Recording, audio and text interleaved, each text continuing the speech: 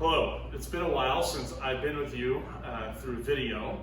I've been bringing daily reflections, which during this pandemic turned into a few times a week reflections, which turned into kind of once a week reflections, and I was thinking about what I wanted to do as something new for us and for all of you. One of my favorite things to do, one of my favorite pastimes is to watch food recipe videos on YouTube. When I go home, I do it to relax. Sometimes I make the recipe, sometimes I don't.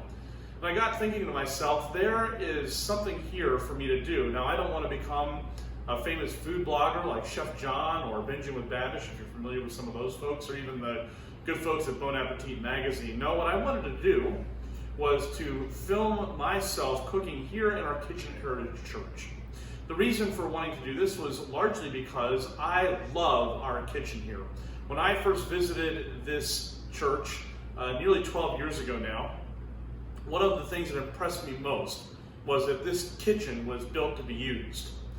Of course, we know that over the course of this time of shutdown of our physical plant here at church, and for most of us, this kitchen has not been able to be used the way that we normally do. So I came up with the idea that over the course of the next several weeks, I'm going to use our kitchen here at Heritage. I'm going to be making some of my favorite recipes, some of Lisa's favorite recipes, but today I wanted to start with a very basic recipe that would have been very important in Jesus' time. I'm going to be making bread. Bread's a very simple thing. You need flour, you need yeast, some kind of sugar. We're going to use some milk today, oil, and those kinds of things. In Jesus' day, and he talks about being the bread of life throughout the scriptures, bread would have been the staple of everybody's diet.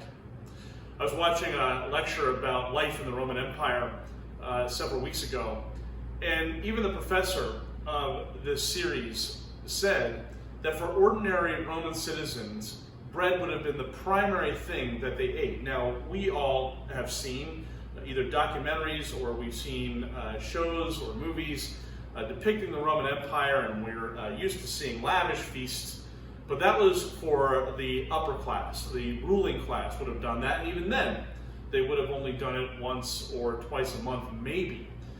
No, for most people living in Jesus' day, bread, olives, olive oil, life in the Mediterranean in the first century would have largely revolved around the making and baking of bread.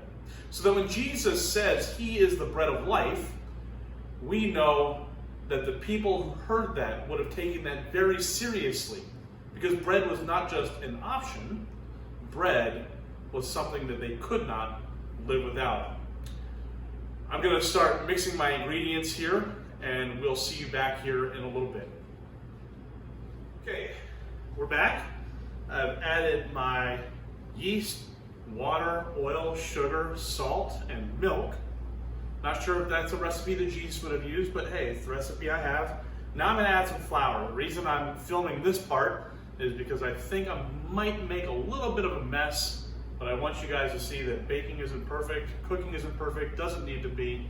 What matters is that you're making some really great food for some really wonderful people. So, we are going to turn this on to stir. I've added my dough hook to my stand mixer, and we are on.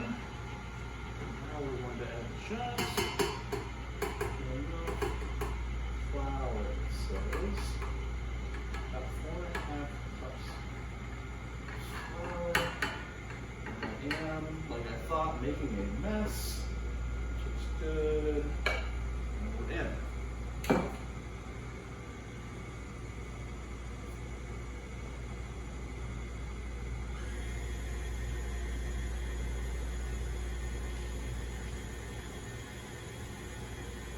Okay, starting to turn to a bit of a shaggy dough here.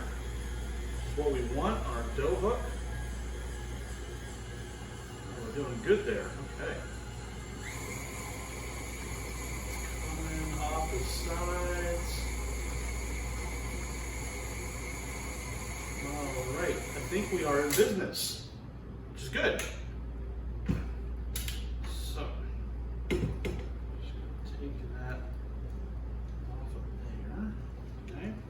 Now we're going to turn this out onto a floured work surface because you need a flour work surface. And guess what? We have a wonderful surface here at the church. Okay, now we're kneading. It says to do this for 8 minutes and add flour as needed, which we are doing. By the way, I do want to let you know, and you probably have noticed, that this is not our regular communion bread, which is allergy-free. I've been in this kitchen making that a lot as well over the years. If you like that recipe, you can go ahead and email me here at the church, and I will make sure that you get that if that is what you prefer to make. This is just, if you type into a Google search, round loaf, white bread, you will get the recipe that I'm using. I'll try to link to it as well when this video gets posted. Okay, we're gonna be doing this for a little. Okay, so we've kneaded for 8 minutes. I don't know how long they would have kneaded dough back in Jesus' day, but it ends up looking like this. It's in a grease work bowl, same work bowl we used to mix it in earlier.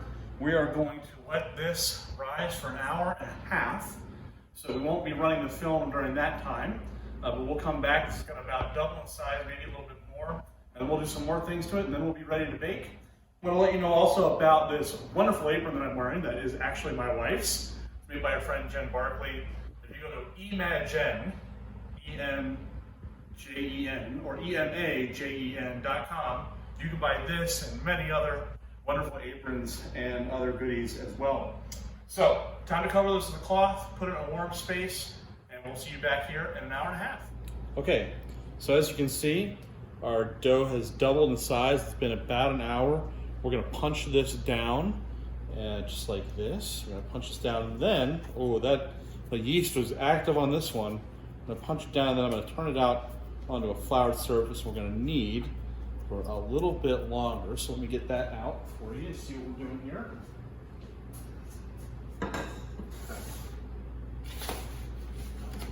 Flour. Look at the lightly floured surface. Oh, that is great. Okay, now we're going to knead for about 5 minutes. We'll see you on the flip side. Okay, so we've been kneading here about 5 minutes. And as you can see, the bubbles are getting out of our dough. You know, this is pretty much an all morning process. And we still have to bake it as well, and we still have to do a second rise. So you can imagine, and this is something that I'm doing for fun, during the week, probably not going to do this again for a while. This is a daily occurrence for Jesus, for the disciples, for the women in their community, for the men in their community. The community had to make bread, and a number of years ago, when I was at the New Wilmington Mission Conference, we had a missionary co-worker come visit us. I won't tell you where they were doing their work. But she did mention that one of the ways that we translate the gospel into culture today, particularly in the developing world, is around the making and breaking of bread. Because of course we know that Jesus broke bread and gave it to his disciples. The communion moment is such an important factor in determining and helping to demonstrate what it means to be the community of Jesus Christ. And because in the developing world, making bread is still such a big part of the daily existence of people throughout our world, and work for them to get sustenance, it's a wonderful place to be able to talk about Jesus being the bread of life. Okay, so we're kneaded up here. We're nice and kneaded. Now we're going to be doing the second rise. So I've got to get some oil onto, make that into a round kind of dough there. It's pretty good. Doesn't need to be perfect. It's all just the grease, the baking sheet. So we're going to do that.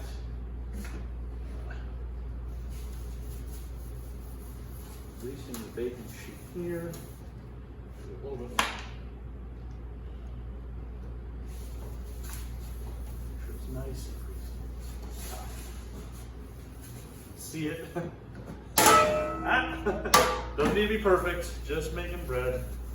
Julia Child said cooking means never having to apologize. So we're going to get this on there. Nice round loaf of bread. And now we're going to do our second rise. So my towel's here. Oh, I forgot my apron, so get a little dirty. That's okay. Second rise. And we'll see you back here in a little bit. Okay, welcome back. We've bench-proofed our bread. I cut across into the crust. We have a little egg wash here. Now we don't have a pastry brush, but I washed my hand. I'm going to pour this over. The egg wash is just 1 egg and a couple tablespoons of water. And then what we're going to do is get some of that. I'm going to brush this around, clean up the rest as we are able. I should have spooned that on, huh? Oh, well.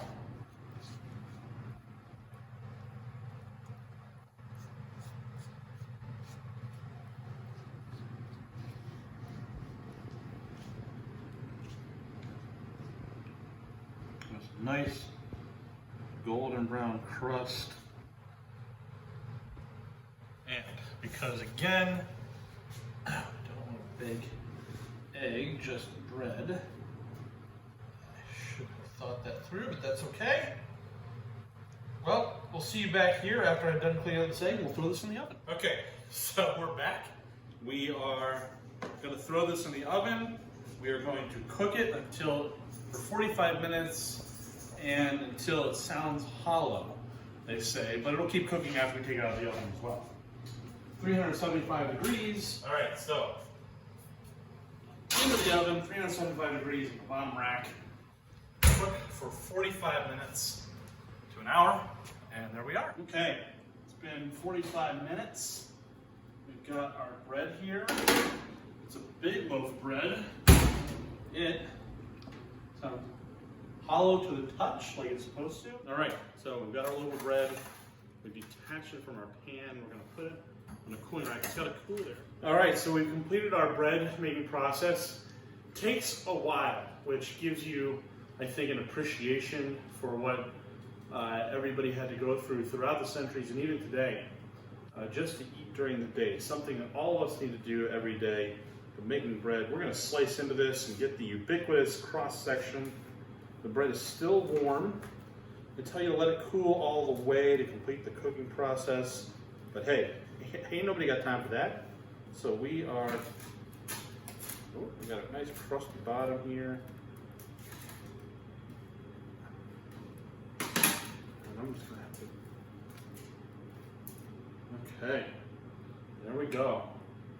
Looking good. See the steam still rising out of it. And it's not bad. We're gonna taste it here. Just gonna break off a piece. Ooh, still hot. That was a pretty good loaf of bread, I'm not gonna lie. So, first project in the books. Thanks for joining us. We'll see you soon. God bless.